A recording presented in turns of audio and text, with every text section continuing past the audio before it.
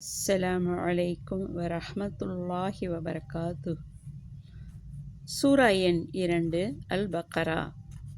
ஆயத்தின் எண் 35 39 வரை.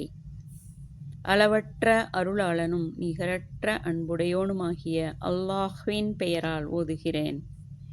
பின்னர் நாம் ஆதமுக்கு துணையாக அவர் மனைவியை படைத்து ஆதமை நோக்கி, ஆதமே, நீர் உமது மனைவியுடன் சொர்க்கத்தில் வசித்திருப்பீராக. நீங்கள் இருவரும் இதில் விரும்பும் இடத்தில் விரும்பியவற்றை தாராளமாக புசியுங்கள். ஆனால் இந்த மரத்தை நெருங்காதீர்கள்.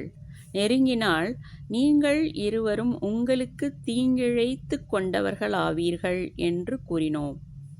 எனினும் இபிலீஸாகிய ஷைத்தான் அதை காரணமாக வைத்து அவ்விருவரையும் தவறிழைக்கும்படி செய்து சொர்க்கத்திலிருந்தும் அவ்விருவரும் இருந்த மேலான நிலைமையிலிருந்தும் அவர்களை வெளியேறும்படி செய்துவிட்டான்.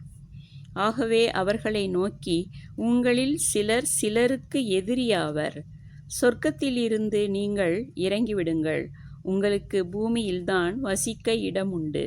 அதில் சிறிது காலம் வரை சுகமும் அனுபவிக்கலாம் என நாம் கூறினோம். பின்னர் ஆதம் சில வாக்கியங்களை தன் இறைவனிடமிருந்து கற்றுக்கொண்டார். அவ்வாக்கியங்களை கொண்டு அவர் பிரார்த்தனை செய்த வண்ணமாகவே இருந்தார். அதனால் அவரை அல்லாஹ் மன்னித்து விட்டான். நிச்சயமாக அவன்தான் மிக மன்னிப்பவன், மிக்க கருணையுடையவன் ஆவான். பின்னர் நாம் கூறினோம், நீங்கள் அனைவரும் இதில் இருந்து இறங்கிவிடுங்கள்.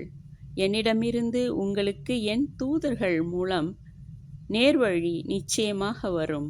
உங்களில் எவர்கள் என் நேர்வழியை பின்பற்றுகிறார்களோ அவர்களுக்கு ஒரு பயமும் இல்லை. அவர்கள் துக்கப்படவும் மாட்டார்கள்.